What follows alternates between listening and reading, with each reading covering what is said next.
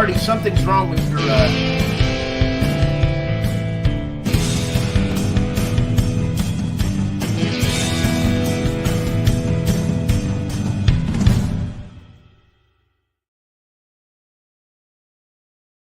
Welcome, everybody, to the show. Joining me is my fellow co-host and fellow traveler, Dan, the Dan Noodles Man, the sugar-free Haribo Gummy Bears of Wargaming. And joining us as our very special guests tonight are the co-designers of the upcoming game. Sugar. Well, somebody out there in the audience will have gotten the joke. Joining us as our very special guests this evening are the co-designers of the upcoming Infernal machine from GMT Games, Jeremy White and Ed Ostermeyer. It is a pleasure to have you both on the show. Jerry's, of course, has been here before. This is Ed's first time, so let us all be gentle with him. So let's start with Infernal Machine, because I kind of want to cover, for anybody who's not familiar with the history, the dawn of submarine warfare occurred in the American Civil War. Yes, it's a matter of opinion, isn't it? Yeah. Yes. I mean, you could say the American Revolutionary War, there was quite the experiment. I am unaware of said experiment in the Revolutionary War. Ed, you want to take that one? I'd be happy to. Or are you in for it now? Submarine. You better start taking some notes. Submarine warfare. To give you an idea, submarine warfare actually goes back to the Kingdom of the Netherlands. There was a man there who built a thing called the Zeeteufel, the Sea Devil, which was a submersible, which meant that it went down just under the water, but not all the way down. But it was made out of wood and hides that had been put all over the thing, and it was basically run as a crank type vehicle under the water, and they used it basically to try and get into the canals over there. This occurred in one of the many battles that occurred in the what they call the United Provinces, as well as Belgium over there, between the Spanish and the French and everybody else that was fighting over there. So Dutch Revolt.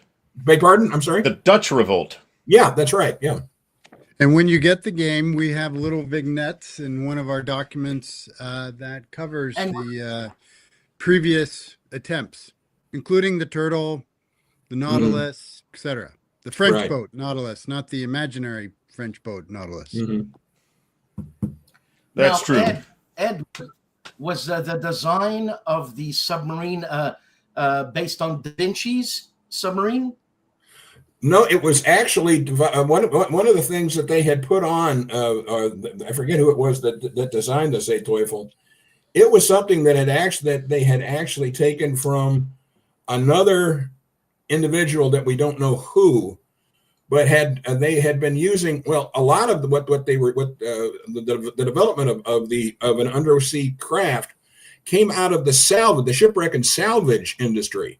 That was made back then, where you actually took a hide-covered wooden thing that went down under the water, that had a hose stuck in the top of an air hose stuck in the top of it, that had bellows. No, we wish it was like that. It was bellows back and forth that actually created the bubble under which they would let the person down in this thing. He would be sitting on a seat inside the bubble as it went down and down and down until it got to the sea floor.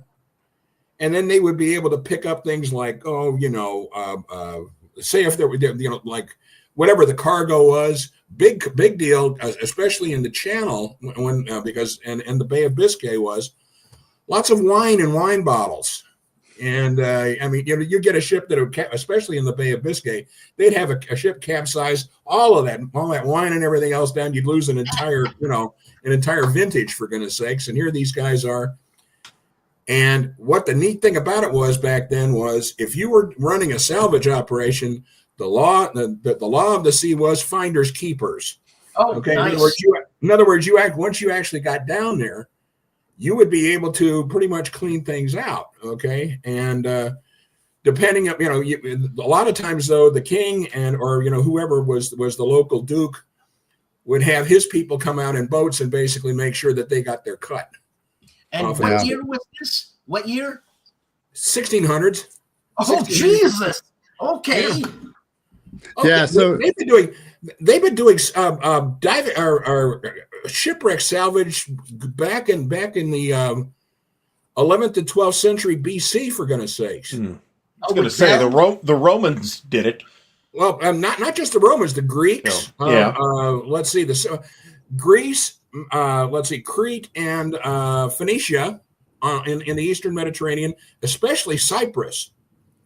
Cyprus was well known for what they were pulling out. If a boat capsized that was coming from Cyprus, the cargo was copper ingots that were shaped like hides, like arms and legs and everything else.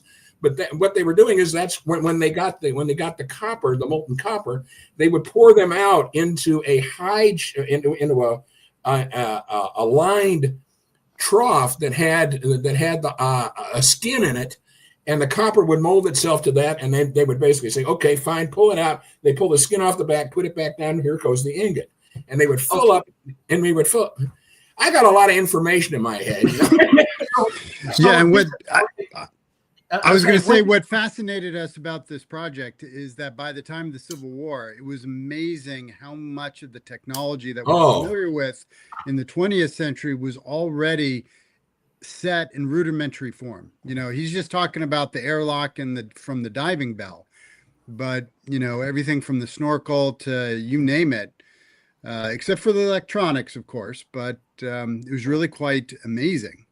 You're talking about right, and you're talking about electronics. Normally, the machines were going to be muscle powered, okay, which basically meant you either had a crew in there that was actually turning a crank that was turning a propeller, okay?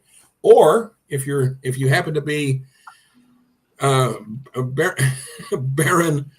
de Villeroy, you basically took, instead of getting an idea from like doing like this, what you do is you get, his idea was to set people down the initial propulsion system that he had.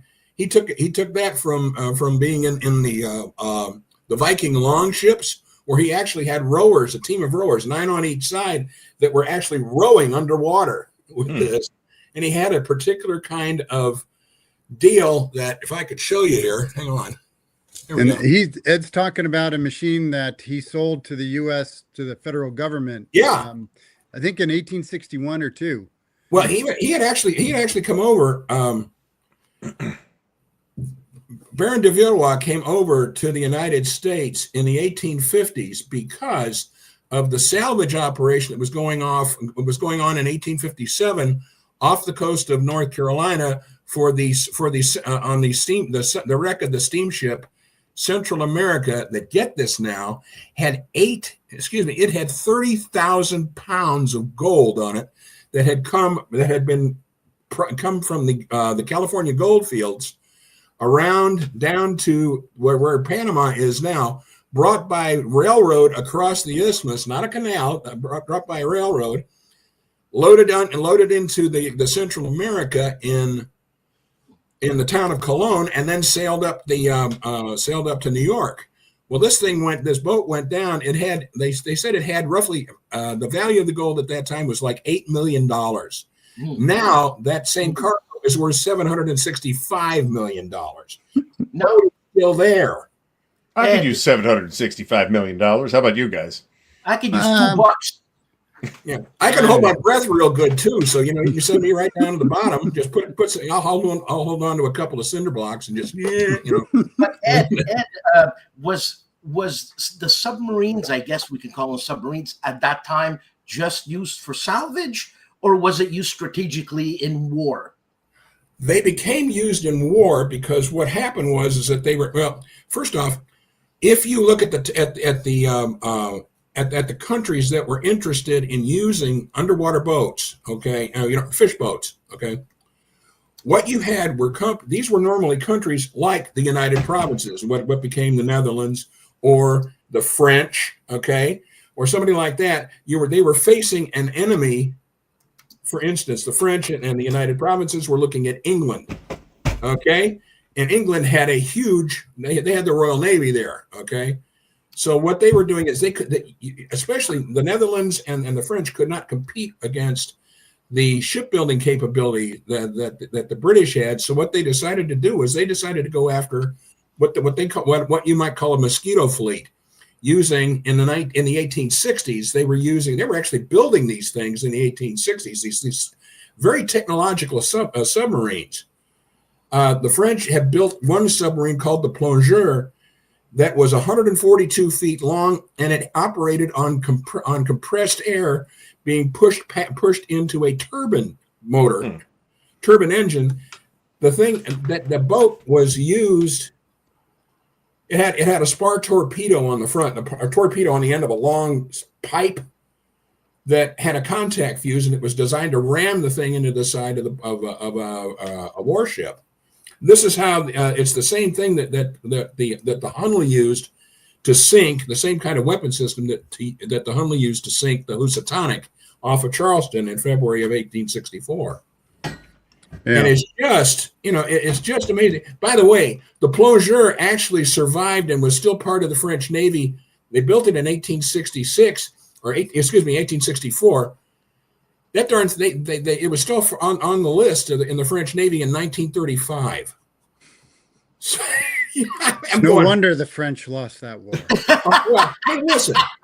They're still paying for that old turkey. Let me tell you this: the story about the Plongeur. The guy that built this thing exhibited the boat, a model of the boat, at the French National Scientific Exposition in Paris in 1865. One of the people one of the visitors there who came to the exposition was Jules Verne. Huh. So, it's amazing, And Paris in 1865, why not? Yeah. Makes total sense. Yeah, and there was what I find interesting about this is that there was an analogous situation between, say, Britain versus her adversaries at that time in the 19th century, and the U.S. or the federal, the North and the South. The South just started that war without a navy to speak of. So they very naturally and very eagerly embraced this kind of stealth force, or as Ed is calling it, the mosquito fleet. And the Feds, they had some of the same assets, and yet they were not nearly as interested in them. However, they still had the fish boats, and they did get some use, but not quite as, let's put it this way. The Feds were, at the highest levels, were rather skeptical of this technology, and they weren't as desperate as the Confederates were, the rebels were, in trying to use it. So what we really hear about, we hear a lot more about the Confederate boats and their successes than the Yankee boats, but they both had them. The most I mentioned Baron de Villeroy and the boat that he built, which is the Alligator. Here it is. It's on the cap here, and right there. And I want one. I want a cap. This is okay. Fine. Be careful what you ask for. Ed is going to send you one. I'm surprised he hasn't sent you one by now. What's the tariff situation on baseball caps right now? Probably 250%. Probably. Thanks to Forget you it. Don't send it. Canadians. Take your money, because the shipping, that they'll rape you. They'll rape you. All right, so let's talk about the game then, and what the game is intended to portray, and how it does. It is a solitaire game, unless there's news that I haven't heard. Well, I'm looking on the GMT website, and where is it? I put a link in the chat, folks, if anybody wants to take a look at it. Here it is. Thank you. Yes, so from which you could just pre-order it immediately if you like. 10 copies at least. I mean, your mother's going to want one. Once she sees it on your table, she's going to go, where the heck is mine? Well, okay, so the game started off as a kind of enemy coast ahead game. Ed and I were looking to, we both shared an interest in the American Civil War, and we were looking for some kind of raid that might fit with enemy coast ahead. And we kind of both hit upon the Hunley. So, and we both got very excited about that. I had years ago, I mean, a long time ago now, had some notes about some kind of Hunley game.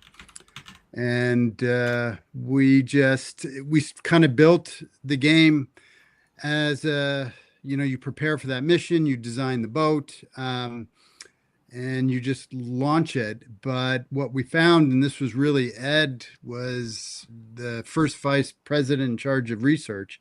He uncovered so many other boats that it really blew my mind. I had no idea, quite frankly. And I thought I knew the Civil War, but I really learned a lot about the Civil War through this project.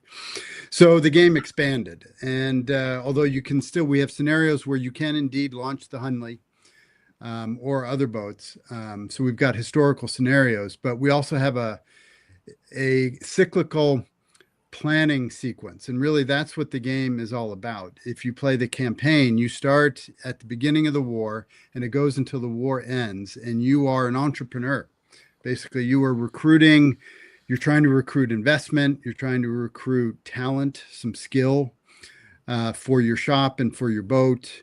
And you are building the boat. So you are there are parts during the game. You will be finding parts and assembling the parts. And other times you're just training and you are trying to beat the clock, which is the events. If you're playing on the Confederate side, and you can play either side, but if you play on the Confederate side, you really are against the clock because your ports are starting to go away as the blockade becomes more effective.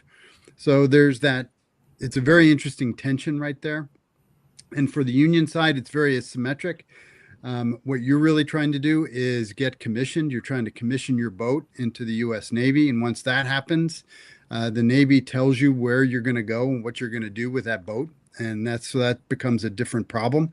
Whereas you would like to spend a lot of time training your crew so they don't kill themselves trying to operate this infernal machine. The Navy wants, they are not going to wait around just so you can dally in the Washington Navy Yard. They're going to send you out to the blockade and push you forward, as they tried to do on a number of occasions. So that's essentially the game. I'm curious about the title. Were these devices actually referred to as infernal machines at the time? Initially, the idea of it being an infernal machine was not so much directed at the fish boat. The newspapers started calling them fish boats. Okay, and the name stuck. And but what happened was an infernal machine back in the 19th century was anything that basically assaulted or attacked your soldiers in such a manner that they had no way of responding or fighting back. Or Napoleon. Napoleon is a fair target too. Yeah, that kind of a thing. So what you're looking at here is you're looking at people who would say, this idea of ramming a charge into the side, a torpedo charge into the side of a boat, blowing a hole in the boat itself, and the boat rolling over and sinking inside of 5 minutes, which is what happened with the Housatonic. I mean, they had I think it was over 100 pounds of rifle grade gunpowder or black powder in this torpedo that they had, which is about the same size as a wastebasket, your average wastebasket, but packed tight. And it had fulminator mercury fuses around on the outside. It was sitting on the end of a 25-foot long spar that was sticking out of the front of the boat. Okay. And what your crew members, your 7 crew members, and then Lieutenant George Dixon, the helmsman and captain, were doing, they were going out at night and looking for the enemy boat to sink. Why were they doing this? It's because the Merchants Association in Charleston, South Carolina, were offering $100,000 to the first person who could sink one of the blockade ships out there. Yeah. Okay. Go ahead. I was just going to go back to that quote. There is, we lifted it more directly from the story of the Hunley. General Beauregard, the Confederate general, there's a letter. Forgot where we found the letter. We found it in a secondary source. I don't know if it's in the official records from the Civil War or not. But basically, after one of the training runs, I think the Pioneer, wasn't it, Ed? It's Yes. been a while now, so I'm starting to forget the differences there. But basically, it capsized. The crew died. They had to salvage it, pull the cadavers out. It was pretty miserable. And after that, Beauregard said, "No more. We're not doing this anymore. That infernal machine is more lethal to its crew than the enemy." So he used that phrase. That's so right. We thought, well, there you go. What a great title. And how many? P.G.T. Beauregard, of course, was played by Donald Sutherland in the 1999 film about the Hunley. Armand Desante played Lieutenant You know Dixon. what? I want to watch that movie tonight. Well, you can't unless you got it on DVD because it's not available on streaming anywhere. I looked it up. You see, and you know what, Ed and Jerry, kudos to you guys because the amount of information that I have no idea about submarines in the year 2, you guys are bringing it out, which is incredible. So, you know what? Thanks. You're welcome, but you can thank Ed mostly. I had no idea. I thought military submarine use anyway pretty much started with the Civil War. And the only reason I knew that is because I have seen the 1999 Armand Desante film. Yeah. By the way, speaking of the Armand Desante film, I went to as part of the research, I went to the Lash Conservation Center in Charleston, which is where the Hunley is. That's where they recovered the Hunley in 2000, brought it to the Lash Conservation Center, and have been working on it with dental tools to take off all of the concretions and things of sea life from when the Hunley was on, as the submarine service calls it, eternal patrol since 1864. It was 138 years is what it was. How intact is it? You're looking at, first off, understand this. The submarine itself was was constructed out of railroad locomotive boiler iron. Okay. And this is not steel. It's not stainless steel or anything else. So consequently, once the thing went down under the water and was under the water for as long as it was, it has the same consistency. You ever had a molasses cookie where that almost looks like lace? Yes. It's like that. That's what the steel is like. So they have to keep the thing in a special pool. It's in what used to be a dry dock over there that they have flooded, but it's underwater. Okay. And except for when they actually send people down into it to collect stuff and bring it back out and catalog it. And but don't they have the place is closed. The Lash Center is closed Monday through Friday, but it's open on the weekends for tours and everything else. And you can actually get in there and see this thing, and it's just absolutely amazing. With regard to Armand Desante, their museum actually has the prop. The mock-up prop from the movie where all of these guys, all the actors were sitting in there. And but the neat thing about it is that the prop itself is roughly, I think, 5 or 6. It's almost 5.5 feet across. The original boat had a beam of just 40 inches, and it was 48 inches around. So here these guys are all doubled over like this, and they're cranking like this. They had people in there who were from 5'6" to 6'3". So I bet that boat smelled great. Oh, yeah. Then it was dark. Oh yeah, it was dark. Now the thing about it is that on the last one, on the last trip that they went out, Dixon came in and had them whitewash the inside so it would increase the amount of light that they had in there. Because the only light they had came through the actual ports up on the top, and they had what they call deadlights, which are just basically little windows that are about as big as a silver dollar down the spine of this thing. And that's how they, but I mean, once they were far enough under the water, forget about the outside light. You had none virtually. So it's really an amazing deal. I've never. You said this is in Charleston? In Charleston, South Carolina. It's at the place called the Lash, Lasch Conservation Center.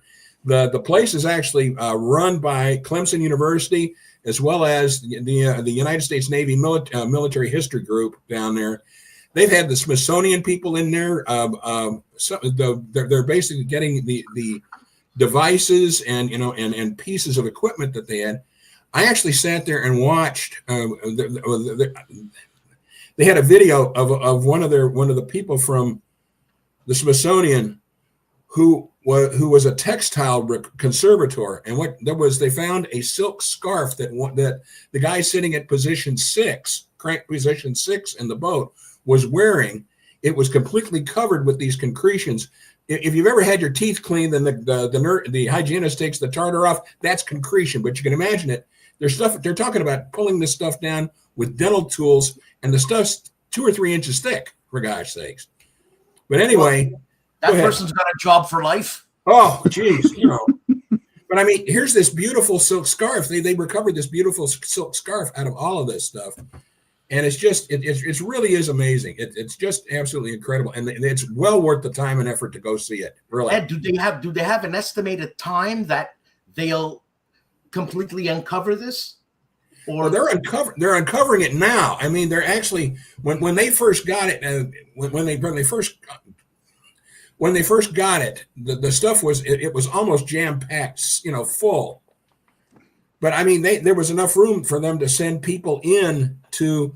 I mean, when they opened it up, they sent people in there, and when they brought it out, they said, "Now you all realize this is a war grave that we're going into here." Mm. Because the remains of the 8 crew members are there. What was interesting was the 8 crew members, the remains of these guys were still at their positions. Wow. And normally if you see something like this, if there's some kind of a wreck, you've got there's a crowd at either one of the hatches where they're trying to get out. See, and they think what happened was the carbon dioxide level they died of carbon dioxide poisoning, which if it gets to a particular level in the boat, that you just kind of sleep away. And they were all just kind of, I mean, they had really cranked hard to ram the thing into the side of the Housatonic. So they're sitting, they pull over here. This is my supposition, but Dixon basically said, we're not going back because there's too much ruckus going on over there. We're going to go over here, sit on the bottom for a while. Okay, and then we'll pop back up and head back. Now they had tested to see how long they could stay underwater, and they said we could stay underwater 2.5 hours. I don't. What I think happened is that they didn't take into account how fast on the attack run. And they basically used up a whole lot more oxygen, and you've got people that are wore out and everything else. They're sitting there breathing. And the guy says, "Man, I got to sleep. I'm gonna close my eyes here for a minute." Yeah. Good night. And one by one, they just slept away, But so they found. Go ahead. What happens when you find a tomb like that, a coffin like that? What are the legal aspects of taking that? Like, who does it belong to? This is part of the whole deal about the salvage laws, which are still very nebulous. They involve the Coast Guard. In this case, it involves the U.S. Navy, because the Confederate States Navy was brought back in as part of the United States Navy when the war ended. Okay, so all of those boats and things. I mean, they actually had the Union Navy actually used, I think it was the Chicora ironclad as part of their coast defense fleet after the war, and this was a boat that the people of Charleston actually funded, and it was the Chicora was actually looked like what you normally would think would be a casemate Merrimack looking boat, okay, with slant sides and gun ports and things. But I mean, the rest of this, you are seeing. It's amazing the level of sophistication that you see here. I mean, what they're pulling out of the boat itself. One thing more about the boat, and I'll shut up about it. Dixon himself was a lieutenant in the 21st Alabama Regiment it was regulars from the city of Mobile, where the Hunley got its start. Okay, he was sent with the 21st to join the Army of the Albert Jimmy Johnson's Army of Mississippi at Shiloh. His unit fought in a thicket up there that became known as the Hornet's Nest. Of the 600 and some odd people that was in his unit, they lost 6 color bearers and I think over 200 or 300 people, in that combat in the space of 8 minutes. That's how thick that's how terrible that battle was. Dixon was hit in the thigh, in his left thigh, but there was a $20 gold piece in his pocket of the left, in a trouser pocket on the left side, that took the impact of the mini ball and saved his leg and probably his life. Okay, the $20 gold piece was given to him by his 16-year-old sweetheart, Queenie. Okay, when he got back and was recovering from the wound that he had, but he still had, but he went to a jeweler and had the coin, which was dented like this. Okay, all right. He had the thing. He had a jeweler put in there, April 6th, 1862, Shiloh, my life preserver, GED. Okay. The forensic archaeologist that was assigned to correlate and basically gather in the remains of Lieutenant Dixon in position 1 under the hatch there, was going through all of the stuff in there, and she reached in and she said, she's found something that was concave, and she brought it out, and it was the $20 gold piece still lying on his left thigh there in the Hunley. And she told everybody knows about the gold piece. I mean, there it is. There it is. And that's how they was there. And I mean, it's gold. And she picked it up and she says, I found the coin. And immediately everybody else inside there, they all stopped immediately, because this is history that you're looking at. Yeah. Oh, it was also proof that it was the Hunley. Oh yeah, definitely. It proved that it was the Hunley. Yeah. One other thing about it.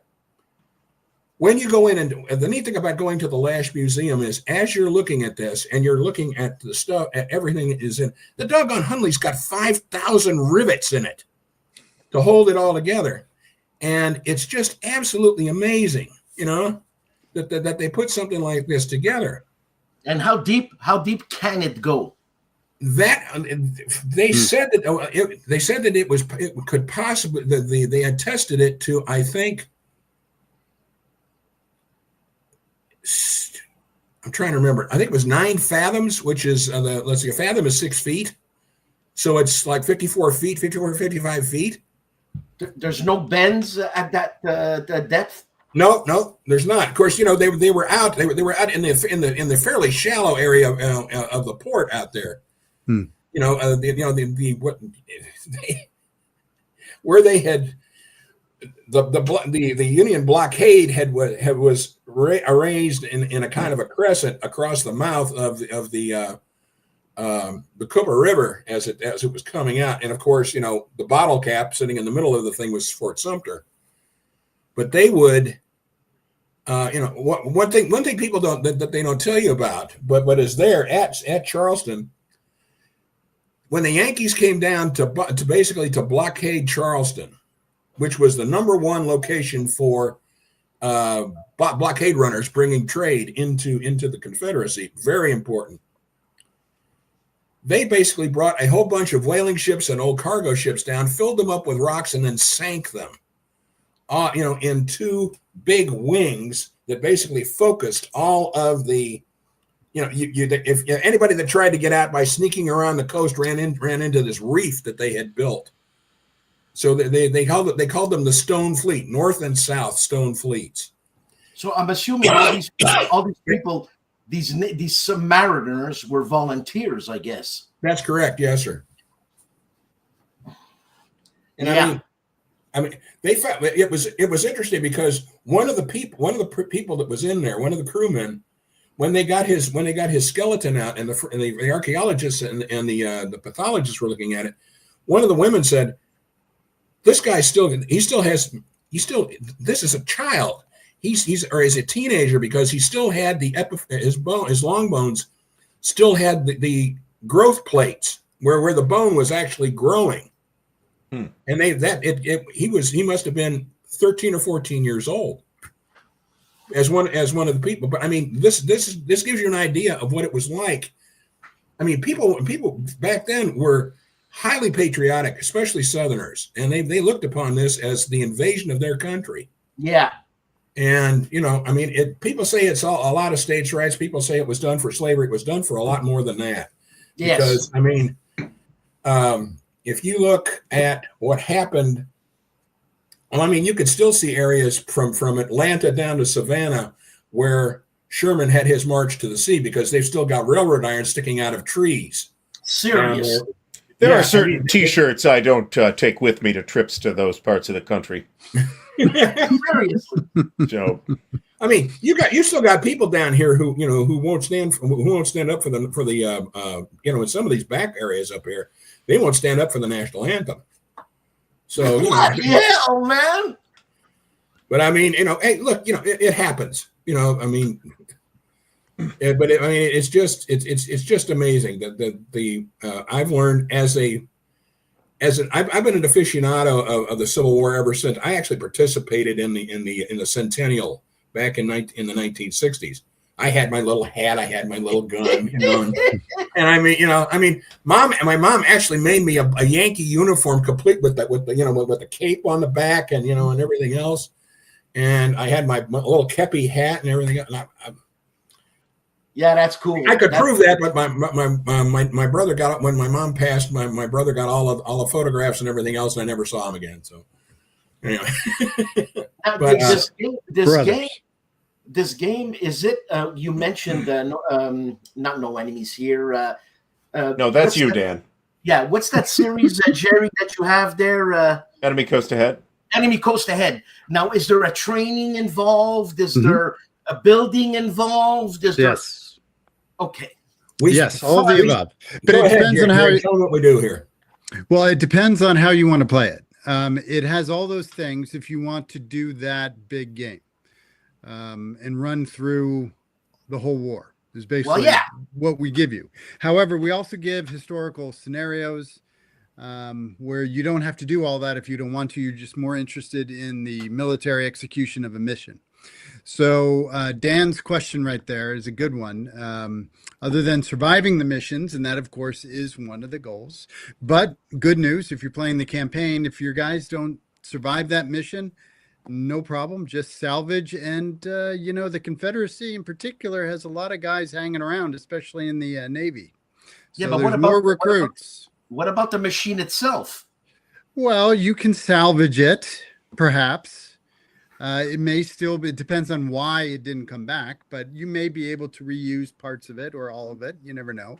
Or if you've got time and the means, you can rebuild. But for a specific mission, I mean, the ultimate goal is to sink a ship. But there's other missions as well that you might be given. It might be more of a recon type of thing. So it depends on what part of the game you're playing. You don't always have control over what the goal of the mission is going to be, especially on the north side. On the south side, you've got a little bit more control because you're more of an entrepreneur. And the Confederate Navy is not necessarily taking control of what you're doing like the U.S. Navy is, because you're more of a pirate. You're more of a privateer going for a bounty if you're playing the rebel side. So if you're playing a mission, then there are discrete goals. And as I said, trying to sink a ship, that, of course, is the great goal. And if you're playing the campaign, it's, if things are going really well for you, you've made really good decisions, you've had really good luck, it is possible you can sink more than one. That has happened in our play tests and so on. Mm-hmm. Now, Jerry, what kind of ships are we attacking here? Is it steel ships like the Monitor, or is it wooden ships? Well, the thing is, you don't really know for sure, given your point of view. But basically, in the game, we have a range. So you're looking at sloops, That was what the Housatonic was. Some of those sloops had iron hulls or iron reinforcing. Some did not. Then there's ironclads, and that is really the holy grail. If you can actually destroy one of those, not easy.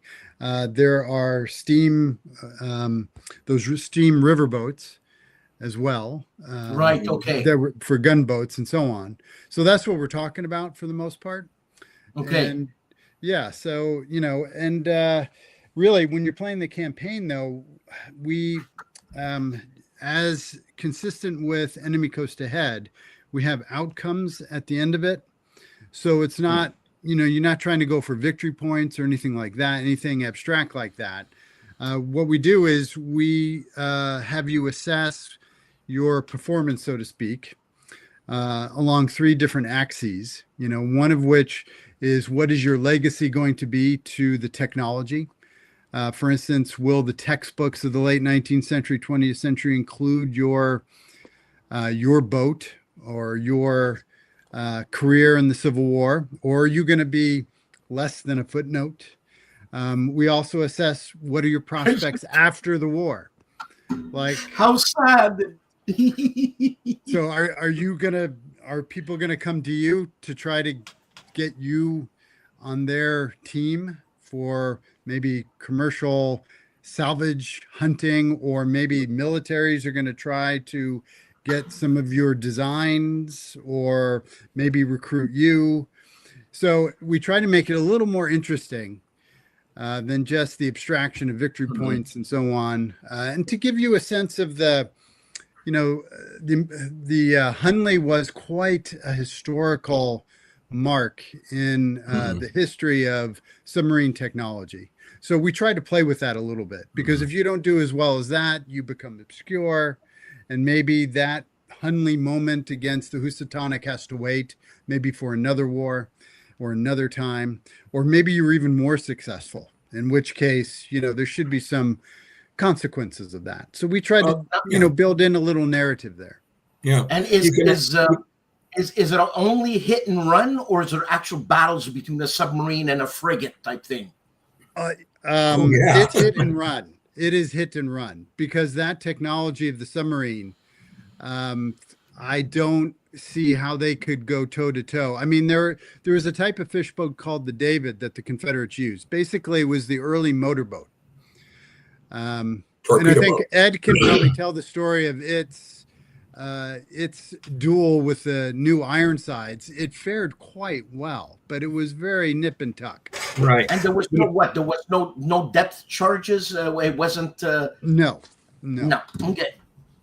What happened with the David was they had a here's a name for you, Saint Julien Ravenel. Okay, there's a town. You like that one? Anyway, this guy was a professor of anatomy at the University of South Carolina in Columbia, and he also had a house on Bay Street along the Cooper River down there in Charleston. His house is still there; it's gorgeous. But he and a friend of his named Stoker, or excuse me, Henry Story, found a very compact steam engine. And what they did was they basically built a spindle shape boat that used this particular system, this particular steam engine. High compression thing was almost kind of like, it's like a racing engine, would be a racing engine for an F1 car now. And what they did was he had his people go out and dive down off the docks near in Charleston to find lumps of anthracite coal. Okay, and anthracite coal, when it burns smokeless. Okay, and what they did was you basically it burns smokeless, and it also burns cleaner, so you get a higher heat on the thing, and consequently the boat moves faster. See, so there was again the Merchants Association in Charleston were basically saying if you can sink the new Ironsides that's out there, and the new Ironsides was basically the first in a line of what were going to be armored frigates. Now the sloops were smaller, okay, they were warships, They had, I think, between 8 and 10 guns on them. This thing had 20 guns on it. They were big guns, and it was really heavily armored. So here's this guy coming out here in a putt-putt with 4 people in there, and they're moving along at night. And that's another thing. When you're moving at night, you don't see anything. Huh? You don't see anything. Yeah, well, you basically have to judge whether or not you're going to be going out. Do you want to go out when the moon's out?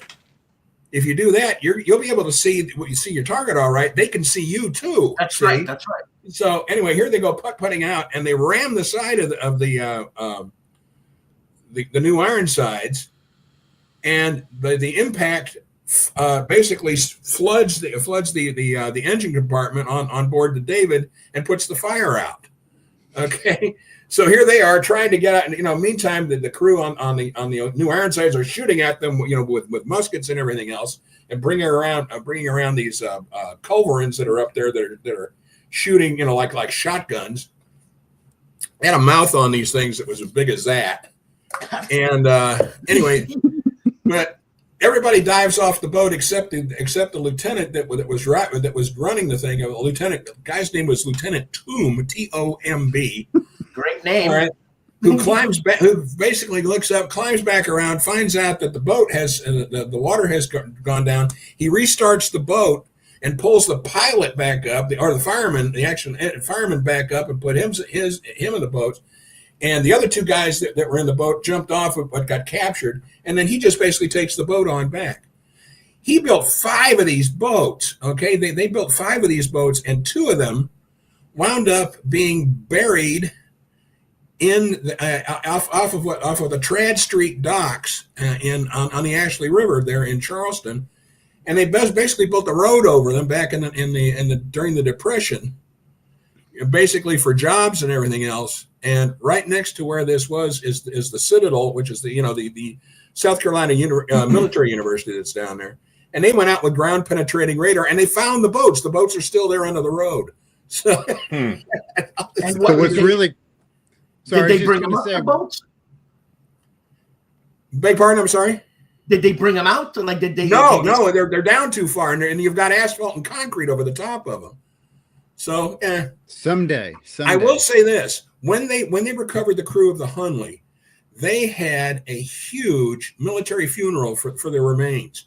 Absolutely. So they had 8 caissons and coffins and everything else. Everybody was dressed in the period outfits, Navy, Confederate Navy uniforms, Confederate Army uniforms.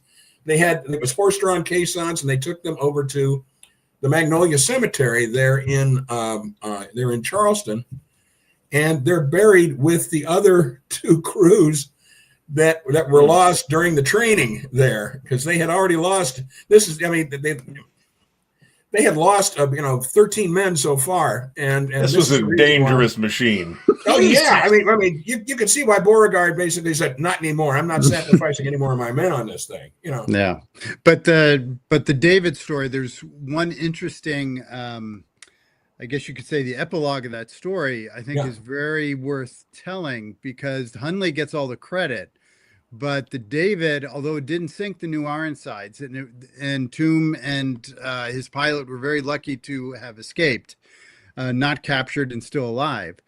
But the new Ironside was taken off the line after that because it had been damaged, and they wound up towing it back to, I think, the Washington Navy Yard, where they basically took a very close look at it, and they found that the thing was so severely damaged it almost sank, and it never returned to duty. So you could say she was crippled. So, and you hear about, if you know about Civil War submarines, you always hear about the Hunley, but not so much about what happened to the new Ironsides. So one of the United States Navy had built the new Ironsides there in response to the French armored ship, the Glory is what it was, and the British ship, the HMS Warrior, which was Britain's first armored ship. So we had built this thing to be, a real fortress to basically go out there and basically answer these 2 global naval powers. They're basically saying, we're going to do this, So after, what's interesting is that after this, the Navy or the U.S. Navy basically said, we're not going to go into casement types, the monitor or the Merrimack type boats anymore. We're going to go into monitors. So they developed seagoing monitors. And one of the monitors was, I think it was the Milwaukee, was an ocean-going monitor, 2 turrets, okay, 15-inch guns, 15-inch smoothbore, and a 150-pound Armstrong rifle in the thing that shot a shell that was roughly about that big around. But I mean, they sailed that thing up the Thames over in England, and the headgum British Navy just about went crazy because here's an ocean-going monitor at a time when they were still had wooden warships over there, sailing warships over there, and this thing would be able to just kind of get off to one side or off the left or port or starboard quarter and just shell the daylights out of the thing. So, what was it doing in the Thames, man? We had one of our presidents had sent it across on a goodwill tour. The British warmly received it, I'm sure. Oh yeah. For one thing, they sailed up. They sailed up right past Greenwich. The Admiralty there in the Admiralty offices there in Greenwich, waving as they floated past. Hey guys, how you doing? And everything else, Hey guys. And oh gosh, but it's the whole thing is just absolutely amazing. It's amazing putting the game together. It really is. Yeah, the thing is that obviously your chances of survival are very slim being in the submarine. But once you meet a frigate, once you got the frigate happening, what are the chances of them sinking you? That's a possibility. Go ahead. Yeah, it's a big possibility. Yeah. So there's a lot of factors there that, when you approach, we ask the player to make certain decisions. So first of all, just launching it, there's a lot right there. And this is where it's an enemy coast ahead game, because once you launch, given the circumstances or the atmospheric conditions, as we call them in the game, you have to assess those and decide, yes, I think these are the correct conditions that for me to operate under. And maybe you're right and maybe you're wrong. And of course, we're talking atmospheric conditions, and sometimes they don't stay put, sometimes they change. So let's assume that you've been able to find your target and nothing horrible has gone wrong up to that point, and your crew is still in good humor, good health at that point. And you're not all dead from your own flatulence inside this device. Yes. You have to decide, depending on what you're equipped with, how deep are you going to be, how shallow are you going to be. The closer you are to the surface, the easier time you're going to have finding your target and getting a good run. It's one thing to find the target. It's another to have a good angle of attack. But that, of course, as Ed pointed out, makes you more visible as well. So, and it also depends what the target is. It's not just the ports, it's also the rivers. So there are some missions where you might be on the river. So then there could be assets on the bank that could be harassing you as well. Maybe there's obstacles you have to negotiate.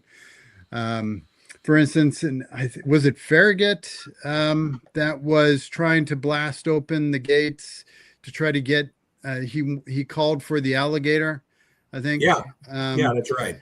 Yeah, and the job there was not to attack a ship, but to attack the obstruction so that he could get his ironclads in, and then he could take the port. Right. But the problem was in the process of towing it to the blockade, the alligator capsized off of Cape Hatteras. Off Cape Hatteras, and still has not been found. So the graveyard of the Atlantic out there. Yeah. So basically, your chances, like playing this game, your chances of success is very slim. Yes, but it depends. We broadly define success. Sometimes success is being able to come back to your launch point with a crew that is not dead. Yes. That you go, especially if you're playing the campaign, because what that'll do is your crew training level goes up. Okay, so you also you've learned what not to do. You might have said, the current, the water is kind of rough, but I think we can handle it anyway. And you go, well, maybe we can't. So lesson learned. One One other thing. And if you survive, you will have done better right there than everybody that set foot on the Hunley. Oh yeah, I mean, Yes. One thing else that you'll find is that you normally will start out and you're looking basically because of funds or location or whatever, location of your shop. What you're doing is you normally start out with a boat that's going to be muscle powered. Okay. What happens is that if you're looking at muscle power, you're looking at a particular kind of crewman. You're looking at a crewman that's going to be strong. He's going to be the kind of person who has iron nerves. In other words, he's able to be fit to think, think for himself and handle himself in stressful situation, which means you're probably going to be dealing with sailors. Okay. All right. To handle this now, as the technology grows on this thing and you start putting other things in the boat, for instance, they have a Faraday engine and a magnetic engine, electrical engine now, okay, that was available. Michael Faraday, the inventor over in England, had actually made one of these things, and they were looking at the guys who built the Hunley for the test bed unit that they had called the American Diver, they actually put a Faraday engine in that to have it be electric powered. But what happens is, when the technological level grows on this thing, you find that you're changing your people out, and you're not using sailors. You're using mechanics in there, and the mechanics are the ones that are basically in there. They need to be part of the crew now, and they're going to be repairing the machinery, making sure everything works properly, and everything else to make sure that the boat not only goes out, does its business, but also gets home. See. But it's a really interesting situation that you find in this. Go ahead. So the humans level up, but the actual submarine, there can't have been that much leveling up in the submarine, like you said. The electrical engine. I mean, how much time does it take to build a bloody submarine? Well, it can be depending upon first off. We do not go month by month in the game. You basically have 16 turns in the game, okay? If you're playing the campaign, it's 16 turns. We're going by seasons, okay, which is 3-month periods. And this is actually fairly accurate as far as the time differential on this, as far as how long it takes to actually put one of these boats together. And I mean, it's really, really amazing. What they were able to do back then. I mean. But to answer JB's question, it can level up. It can level up. For instance, you can put in a propeller, but it might be a crappy propeller. So maybe if you have the funds and you have the skill, because that's one of the things you have to do, you need to recruit not just crewmen, but also mechanics. Don't forget the shroud.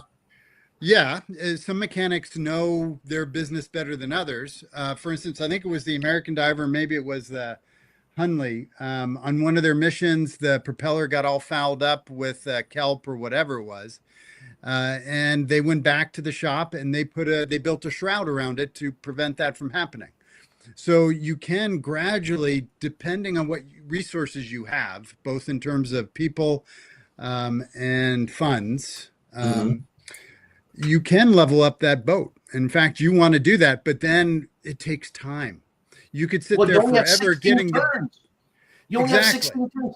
Yeah, exactly. So, you've got that pressure to try to get going. And if you're on the union side, if you're commissioned, you better make sure your boat is working pretty good by the time you're commissioned, because the U.S. Navy has commissioned you to use your boat.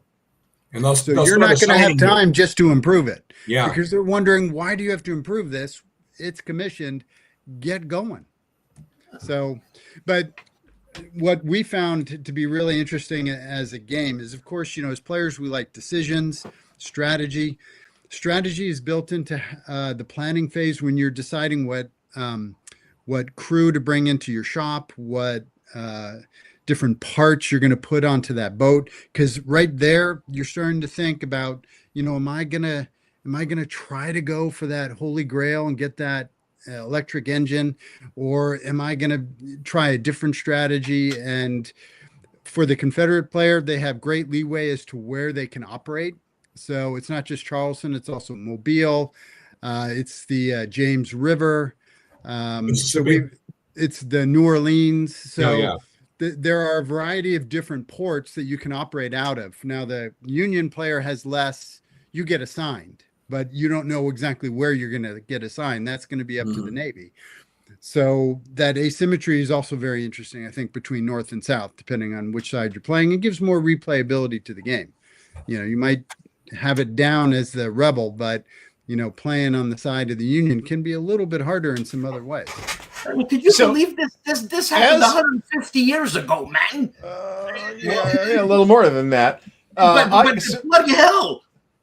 I would just like to. Are either of you gentlemen aware of any other games on submarine actions in the American Civil War? Because I'm not, off the top of my head. So this is you guys are breaking new ground here too with this. Maybe. I think Paul Rohrbaum may have had one. It might have been a postcard game.